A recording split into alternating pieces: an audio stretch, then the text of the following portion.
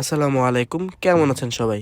সাব্বির রহমান এ যেন বর্তমান সমালোচনার একটি নাম এবং এই সমালোচনার মূলে রয়েছে ঢাকা ক্যাপিটালস। সাব্বির রহমানকে তারা তাদের দলে ফেরালেও 3 ম্যাচের একটিতেও দেখা যায়নি সাব্বিরকে।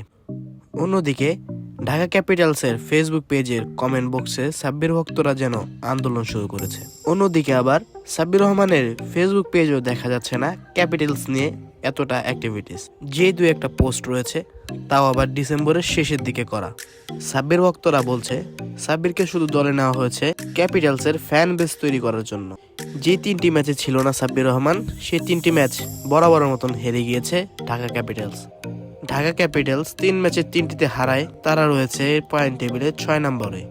11তম ম্যাচ রয়েছে ঢাকা ক্যাপিটালস বনাম রংপুরের, তাও 7 জানুয়ারি মঙ্গলবার।